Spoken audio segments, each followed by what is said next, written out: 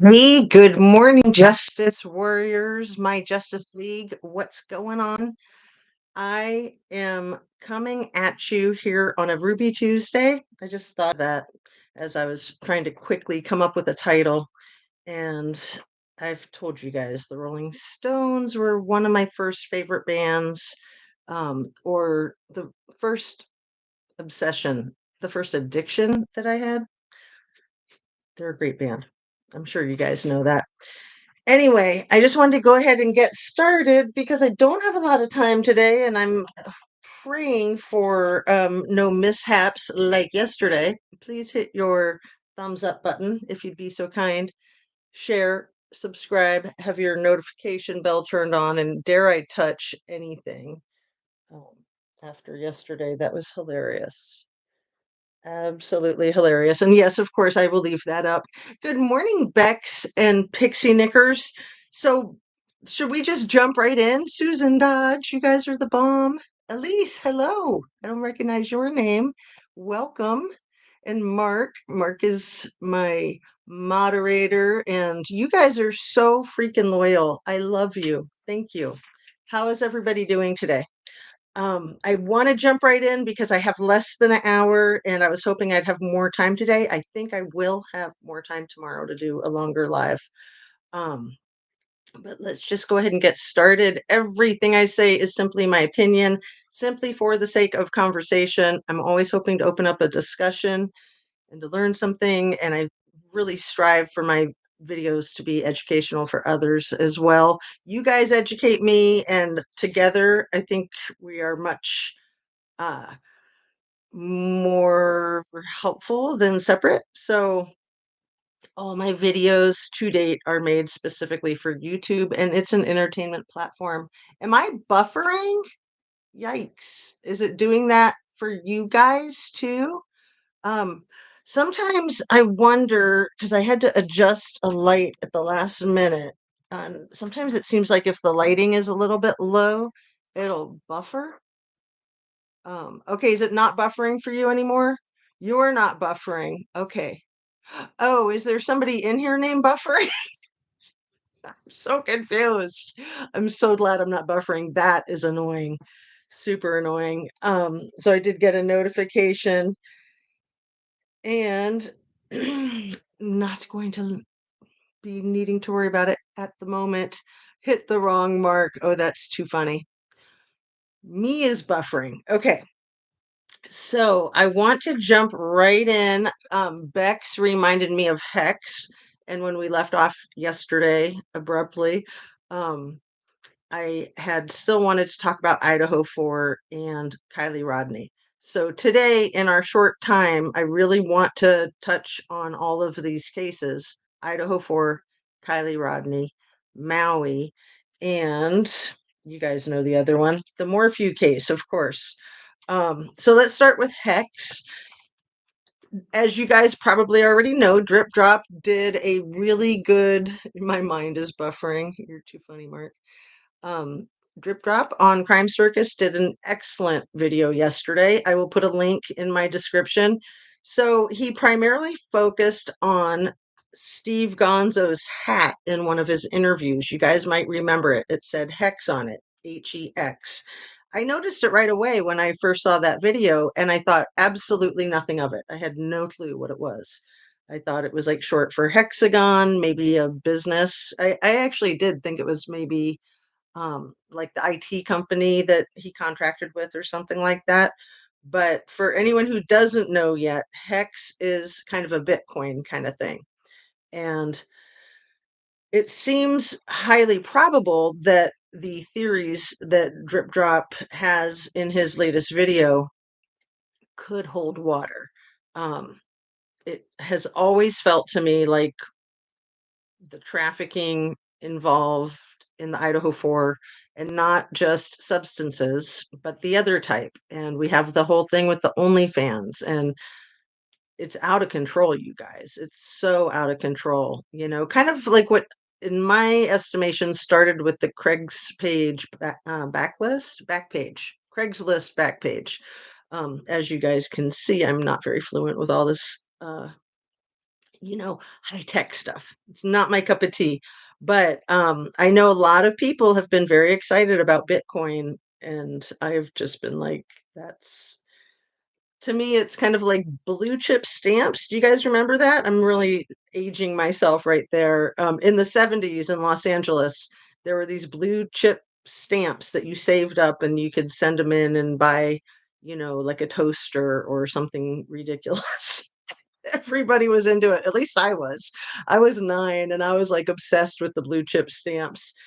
But to me, oh, and then there were the bazooka wrappers too. You could save those up and send them in for a spy camera. Anybody got one? Um, anyway, the thing with the Bitcoin and the hex, and I guess there's another one called Fabio or something like that. It's very likely just a whole lot of effery and scams.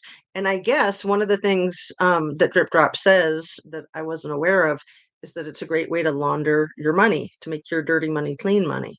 So, green stamps, you remember green stamps? What about the blue chip stamps? So is that just Los Angeles?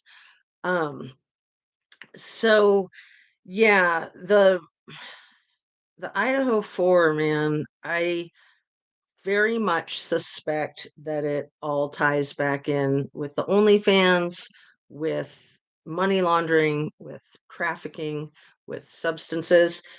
I really think that this is one of those cases when we're trying to figure out, is it this? Is it that? Is it the other thing? Is it the jealous boyfriend? Is it the uh, man without a face at the corner club? What is it? Is it these roommates that were left unharmed? My intuition, my suspicion is that yes, it's all of the above. That's just me. That's my opinion. Elise says, "Ha ha ha! I thought you were talking about the grocery store stamps for dish sets." Oh, I don't know that one. Okay, that's funny. Anyway, yeah. So Hex and Fabio and um Bitcoin. Those are, Bitcoin is kind of the front runner, but that's been having trouble too. I think they've all been showing up in legal situations that they're being challenged for being illegal. So let's just hop right into Kylie Rodney because I know a lot of my viewers are part of that squirrel squad and we love to talk about Kylie Rodney. We love to keep her name alive. We love to try to figure out what really happened. So Ara did a new one last night, you guys, and I haven't watched it yet, but I will definitely put that in my links. Um, so because Ara always nails it. I love her stuff. But also Ninja Chihuahua, if you guys have not seen her latest, she did a really good one again about MC crying about her kids not being at the party. And I don't know if you've seen it, but it's pretty bad. She, I think, did a recent video on her own channel where she's like, this isn't the Bible, but she's like swearing on the Bible and she's swearing with the Bible like this. And man, is she making herself look completely insane like she hadn't already. This is my cute little new notebook for my note taking. Do you love it? Can you see it? It's like bicycle and lighthouse and all that good stuff. Anyway, I go through a lot of notebooks and I got 3 right here. So I'm admitting to you that I have 3 right in front of me at the moment and I'm always trying to keep it down to 1, maybe 2, but at the moment I have 3. So I don't like to bring this up because it seemed potentially sad and Megan acting like I was bullying her on Shanda's show, Squirrels on Fire, a really long time ago, maybe 10 months. I'll find it. I will put it with a timestamp of me bringing up a real pointed question. It was like 2 in the morning, 4 in the morning. They'd all been on their panel for like 6 hours. I'd only been there for like 4 hours, but I was tired of the dance, and I finally just said straight up something like, "Megan, it could have been your kid. Like, why are you protecting the people that are sus?" And she completely freaked out and started to cry. I actually thought she was laughing. And then she hung up and she got off of the panel. And I thought, my goodness, was I all mean and bullying? I don't think I was. I think that she was tired and needed to get off the panel. And I think I was being very reasonable and not bullying. So, anyway, I kind of thought it was going to blow up overnight and I was going to become like the internet bully. People would be talking about it. So I was really relieved that that didn't happen. But I feel like it was a very poignant discourse because I just straight up tried to say, like, why are you protecting the snake that was the last one to see Kylie Rodney alive? Claims she was the last one to see Kylie Rodney alive, claims she was the last one to talk to her, and her story doesn't add up, and you're saying that she's good friends with your daughter, and none of MC's story adds up. So the theory that I had been conjuring up over the last year was that Megan was being very protective of the whole thing because her kids may have been there. And I'm not saying that they were, I'm saying that they may have. But we really have to ask ourselves why she would make it her priority to put herself in the line of fire, to stick her neck out continually, to make her own channel, to come on to all these panels, to yak on and on and on for probably hundreds, if not thousands of hours if you added them up by now. Um, and that's my guess. My guess is that she's the fierce mama bear protecting her kids. So Ninja Chihuahua did a really good, like 12 or 15-minute video last night about that. Again, because that was sort of what we had all hit on again in one of Squirrels on Fire panels a few weeks ago. And then Ninja did that hilarious little like 3-minute avatar thing, and I'll put a link to that too. So I'll put the link for two of the Ninja Chihuahua videos. And I highly recommend that. I know I put a ton of links in my descriptions usually, but these are the videos that I think are really good. So I really do like to recommend them. I found a brand new one this morning, you guys. Have you heard of Survive or Thrive? This young man has just over 1,000 subs. So wouldn't that be cool if we could kind of blow him up a little bit? I'm going to put a link for him in my description too, and also a link for Tyson Draper. So let's talk about Tyson for a minute. That man is so dedicated to Suzanne Morphew.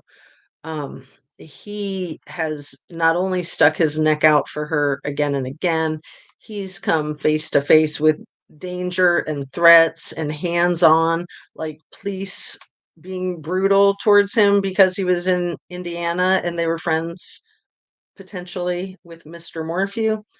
Um, Other people threatening him in Colorado, a lot of covert and a lot of overt threats. And Tyson is not backing down. He will go to the end of the earth for Suzanne Morphew, it seems.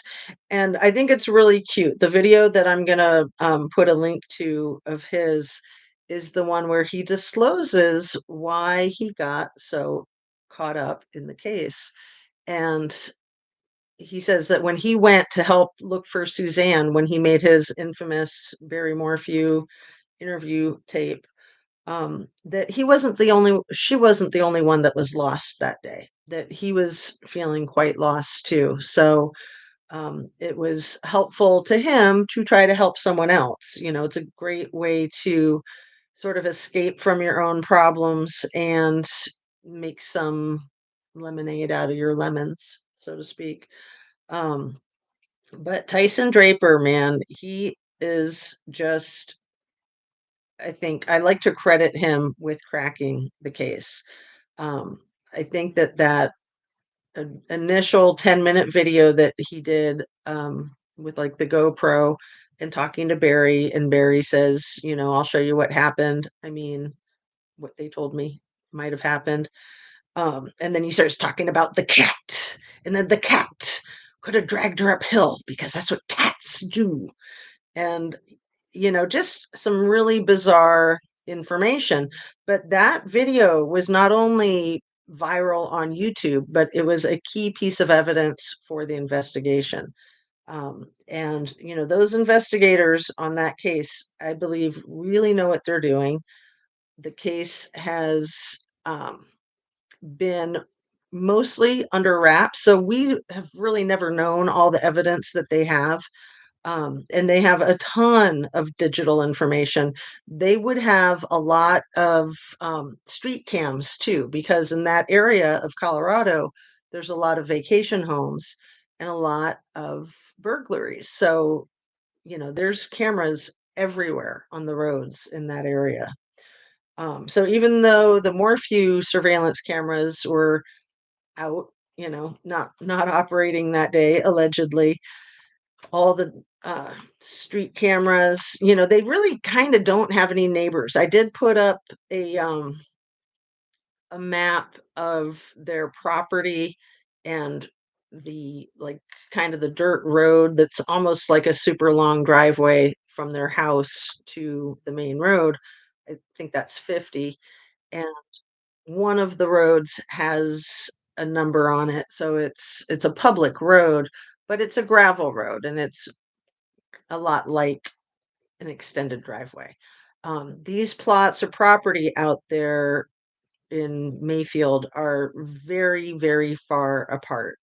It wouldn't surprise me if when that older woman neighbor went to the house to try to find Suzanne, it wouldn't surprise me if she drove a car or a golf cart. I mean, it's a distance. It's probably quarter mile. That's just a guess.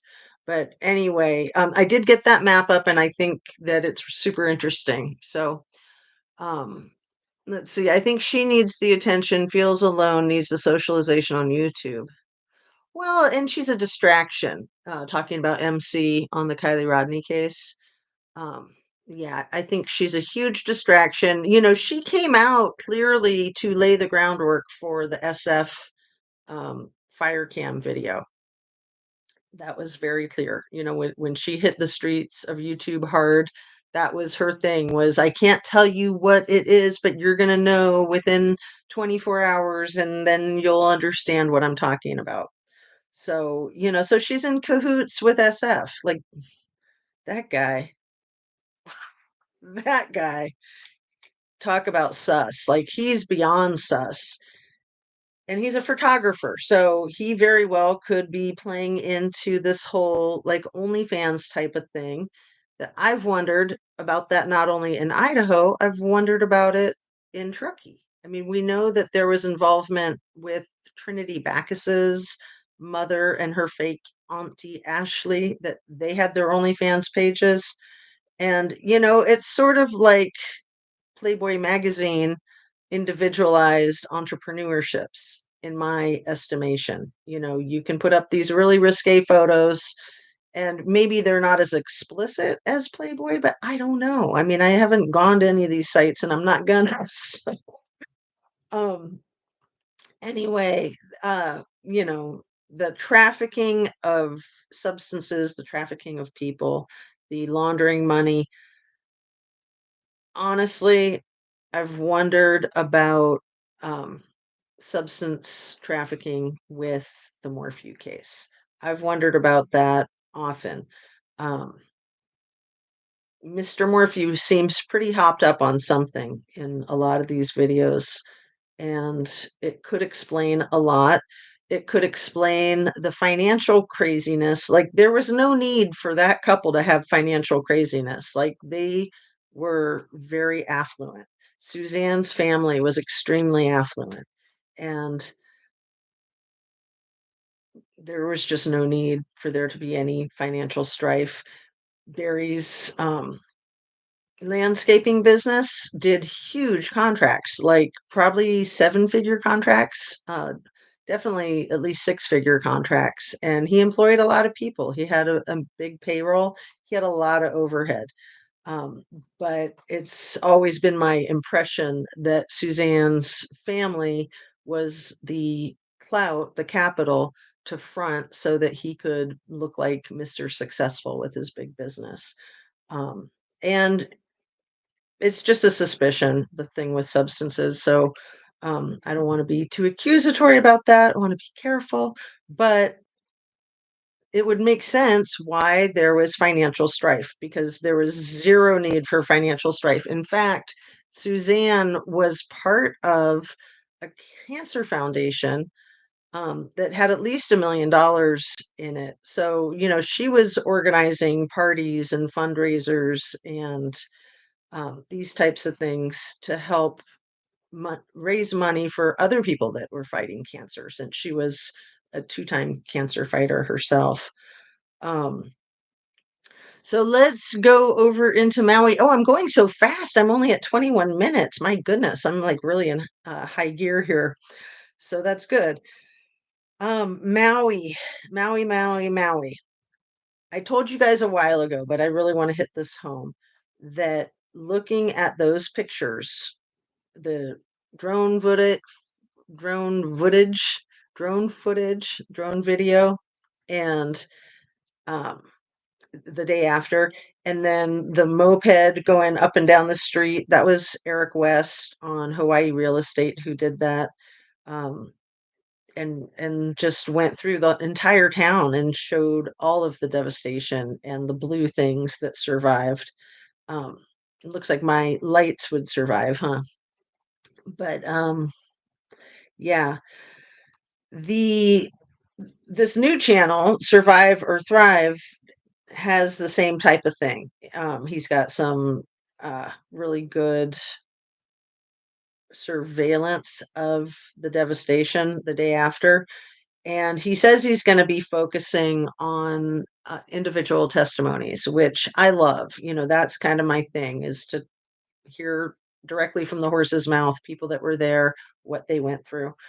Um, but the Survivor Thrive channel, this young man says that he has lived in Lahaina for a long time. He loves this town and he's always wanted to be an influencer. So now is his chance to fulfill that calling where he's going to be focusing on the situation there in Lahaina. And I just think that's fabulous. I'm in full support of that. I'm so excited to find a small new channel like that that seems so promising. But the whole case with Maui, you guys, where to even begin? Is just such insanity, and the whole situation with FEMA, um, the effery with those in charge, Governor Green, the mayor. I said his last name was Biden last week, and it's not Biden, it's Bisson, Bisen or Bisson.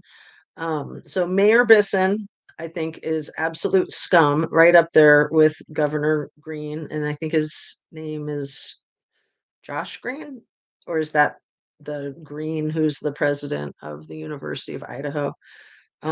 Anyway, it don't matter. Governor Green,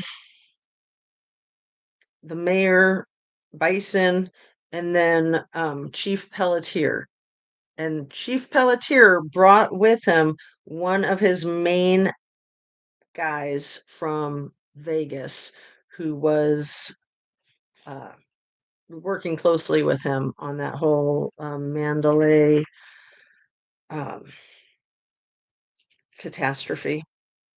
And that guy, I want to say he might be Pelletier's captain or something like that. Anyway, there was a governor arrested for mishandling of a disaster recently. I heard about this in mainstream news and I need to look it up because I don't remember which catastrophe it was, but it was somebody in a position of power like that who was arrested for criminal negligence. And that's what I feel like should happen to these people with Maui. Let's just pretend that there's no effery with their numbers and all the BS. Let's just say that what they're saying is true to the best of their knowledge, although I think they're bald-faced lying.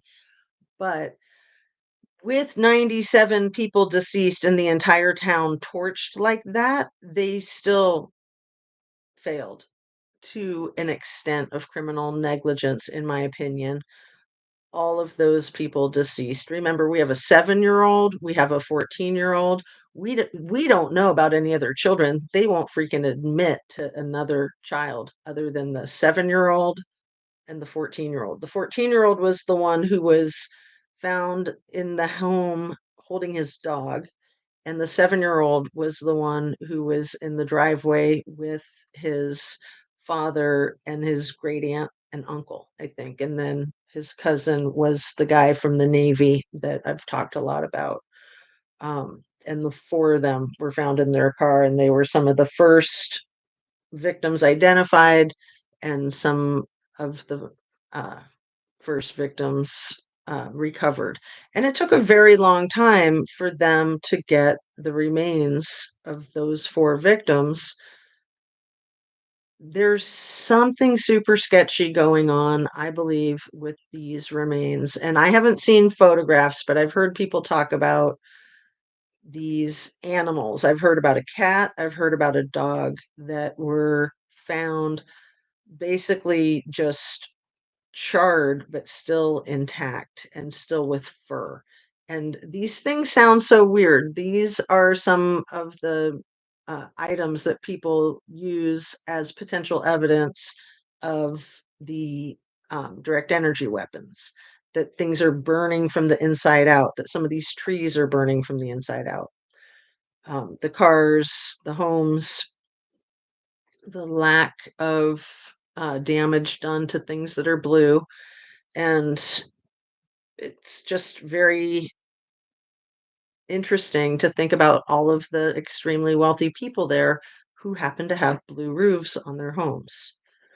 And Mark, you're blue. You're making me suspicious now. Did you see the movie coming out with Leonardo DiCaprio and I can't say his name, the Sorsky, about land grab and Indians, how timely the grabbed Maui land. I have not, but what I wanted to say about the apocalyptic state of the land was also what I had told you guys a month or so ago when I showed a clerk at a store one photo of Lahaina, and he hadn't heard anything about it. And the first thing he said was Hiroshima. And that has really stuck with me because this young man was 31 years old. He was very well educated, but knew zero about the Maui fire. It was probably like, I don't know, 3 weeks after. And when I showed him the photograph and he said Hiroshima, I thought, yeah, that's exactly the same type of thing that I've thought. It's the same type of language that a lot of people have used with the apocalyptic. Um, and then for Governor Green to be saying that the entire savagery of the fires happened in 17 or 18 minutes is completely out of control. Those fires, which there were many of, happened over the course of many, many, many hours.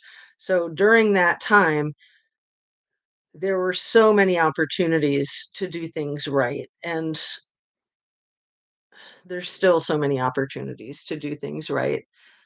Nana Psychoville, aka Leah, so sad, so bad. Sounds very plasma to me. I feel it was a land grab and child grab, sadly.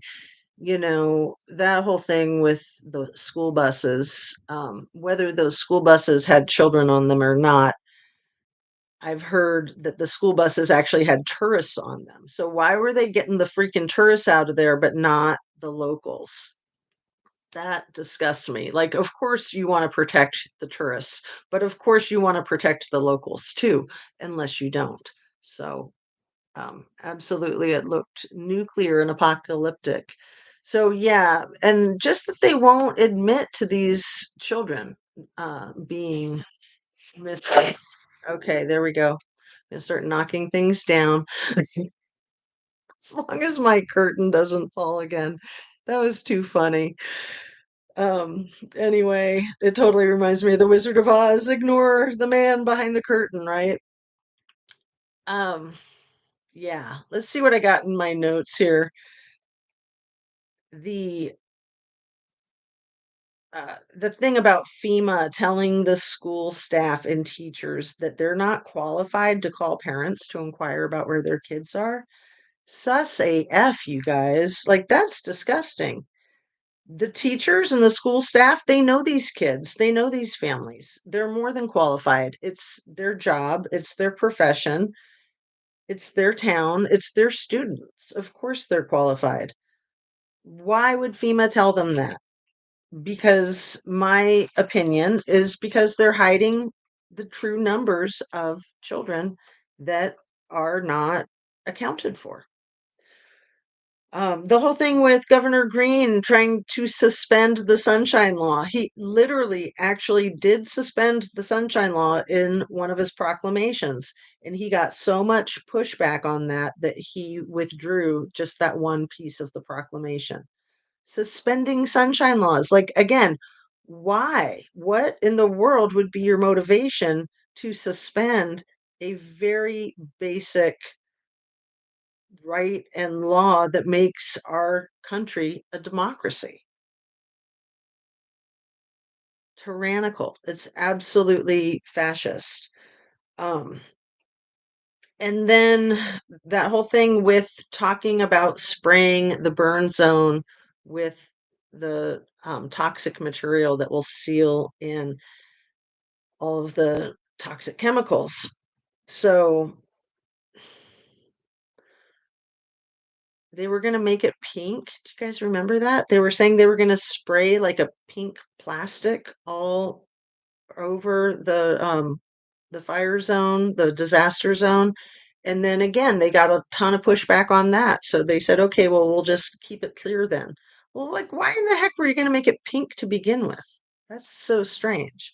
And this substance, I'm not sure what it is, but it's the same chemicals that were spilled in East Palestine, Ohio on those trains and then set on fire intentionally in East Palestine, Ohio.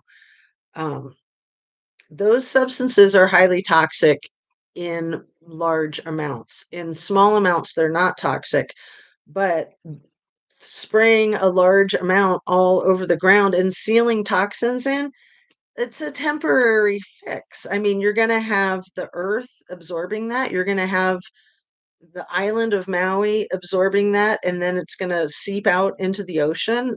I mean, that's going to poison the whole planet, in my opinion.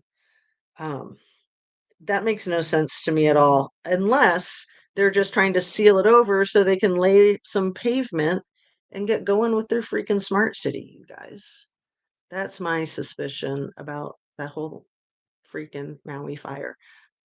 Whole 100% land grab, 100% water grab, and 100% put the $328 million payout settlement, lawsuit settlement, $328 million that the state of Hawaii was due to be paying out towards the native islanders who owned property, inherited. $328 million that was supposed to have its first distribution in September. That got put on hold. The whole thing with the fire, the water rights was that everybody who had won that settlement to the lawsuit to get the rights to the water, they had an application deadline of August 7th that they had to submit these applications in order to then be granted the water rights that they had already been granted. So, lo and behold, That goes on hold because of the fires that happened the very next day. And of course, we all know about the emergency proclamations that were made at the end of July. It's just freaking crazy. Like, could they be more obvious? It's so out of control. Um, I've seen photos of police cars blocking roads people were trying to get out of too. They not only blocked them, they literally told them to turn around and go back. And there were people who'd already done that who said no way and either like drove through barricades, dr- drove over medians, or just got out of their car and ran. And one of those people that got out of their car and ran was someone who came back to visit her family here in Ohio, who was in her 20s, who later, a few weeks after the fires, after breathing all of those toxic chemicals, she passed away from damage to her lungs. How many people are there like that? They haven't said anything about anybody there in Maui or people who've left Maui and been dealing with those types of health issues. Murder with due. Yeah, 100%. So replace pinned message. I would have suited Lindsay Neiman Rodney to a T. That would have suited Lindsay Neiman Rodney to a T. I'm not sure what you're referring to. The since we were talking about Maui, I'm not sure what you're referring to, Nana. If you care to elaborate, I'll highlight that one. And let's see, I watched a chap trying to keep the fire from his home. He said it started from an above electric cable, but he said he heard a pop, like an explosion type, before the cable came down and hit the grass.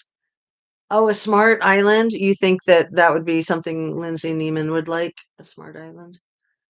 Um, no water, no power, no cell phone coverage, um, no hope. Yeah, Nana.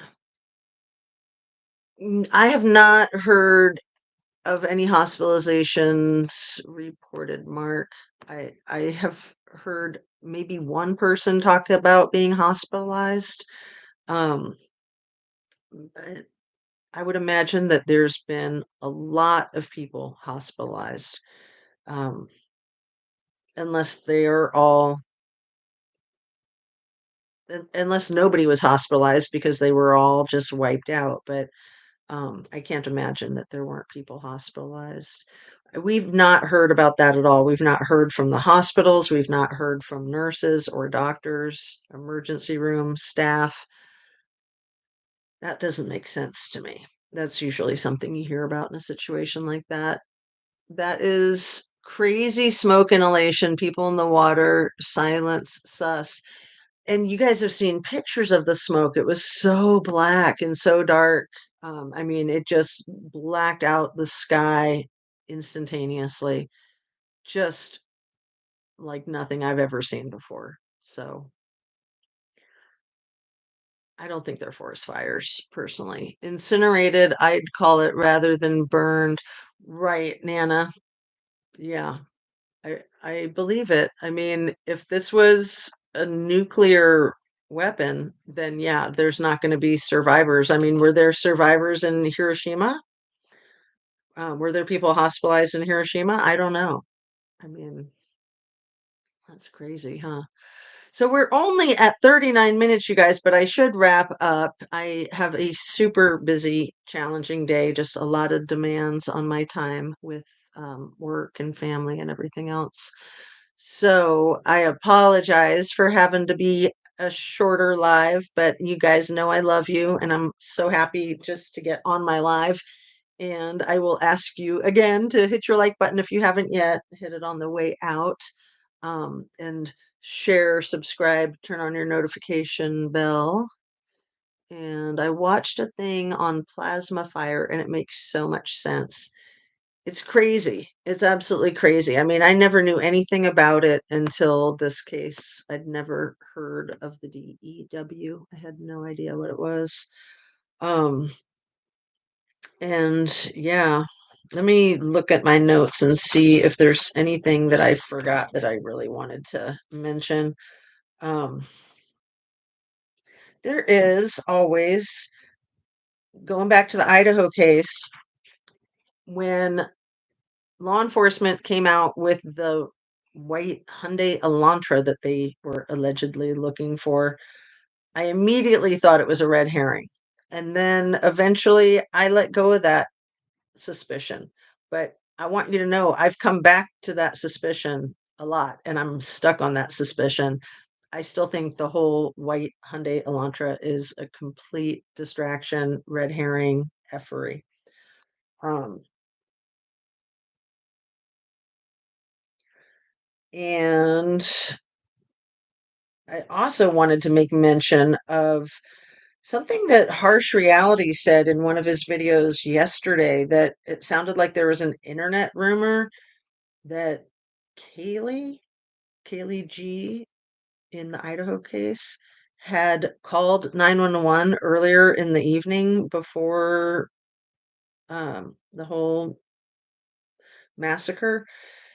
And it sounds to me like somebody's trying to start an internet rumor, and I wanted to bring it up because the way those internet rumors can get started is in the chat, and that's why we have moderators, and that's why we try to, be careful with what people say, because you can make a comment that insinuates something like that, and say you do it on my show or on a bigger channel, and then people that think that that channel's credible run with it and say, "Well, I saw it on such and such." Like, I think that, this rumor in particular about the 911 call from Kaylee earlier that night, somebody said they saw it on Grizzly's channel, which I can't imagine that she would have said anything like that unsubstantiated. She's really thorough with vetting things, and she's probably got people helping her with that.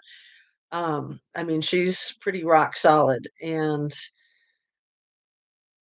when it's like the telephone game, so somebody says, "Oh, I saw it on this channel," and then people go, "Oh, well, that channel's good," so they're not going to allow fake news on their channel. Just be really careful. I like to say, be careful the channels that you watch, be careful the information that you take in. And then especially when it's, new people, new subscribers that you haven't seen before. Sometimes I think, obviously there's always going to be new subscribers and we appreciate that. But sometimes those are going to be fake accounts. Those are going to be trolls. So let's see.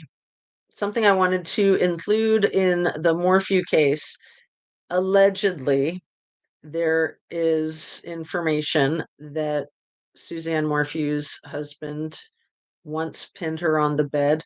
These are things that she shared with a close friend, um, and that there was one time when he held a firearm to his head. So, um, also, she had a secret bank account, so we knew that, right? It's been a while, but and let's see, anything else? Sorry to be jumping around, wrapping it up. Oh my, it was also interesting about Steve's cap hex. Is he trying to tell us something? Exactly. Like, why was he wearing that hat? And, I'll leave all of that information in the Crime Circus video that I'm going to put the link to. Check that out. He did a great job covering that. Anyone can have a channel, even me. Exactly, Mark. I mean, I have a channel. I know for a fact that there's some channels that are designed to be effery, to be fake news, and to spread rumors on the streets of the YouTube. We all know that. Um, so yeah, let's end with hoping that some of these government officials in the Maui disaster get arrested for their criminal negligence. We got to remember that the chief of the housing authority resigned. The chief of, what was it, public safety, that didn't sound the alarms, that they resigned. Who are their supervisors? Because the people that are their direct supervisors need to resign. And I'm going to guess that that could be the mayor, the governor, um, possibly even that police chief, but probably not. Mark, thank you so much for being here, you guys, and thank you so much for modding, Mark, and all of your great comments. The you back cough, I don't know. Yeah, that's a weird channel. That's a really weird channel. And for the most part, I tried just to steer clear of channels like that, but sometimes I feel like it's can be helpful to pay attention just to know what's going on with that uh, train wreck. Mark, I don't know even how to post. I managed once, but I can't remember. LOL. You know, you got to start somewhere. I mean, yeah, there was a time where I didn't know how to post either. So, you just learn as you go and, hope for the best. You safe then.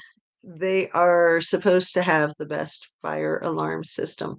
Thanks for saying that, Nana. They do. They have the state of the art alarm system in the Hawaiian Islands. So that's a perfect note to leave on. They have the state of the art alarm systems in Hawaii. They didn't sound the alarms. They didn't send out the texts. They didn't go door to door. Oh man, and that's one more thing I want to say about that new channel, the what was it? Survive or Thrive? Yeah, Survive or Thrive. That guy got on his moped and went back into the fire zone to clear people out. That's a true hero. So check him out. I'll put my half dozen or a dozen links in the description later today. And for right now, I'm just going to sign off and say thanks so much for coming back after my disaster yesterday. I thought it was hilarious. And I just love that, we can all roll with it. Um, so, what do you need to do? Have a really good day. Take care of yourself. Get some fresh air, some sunshine. Stay hydrated.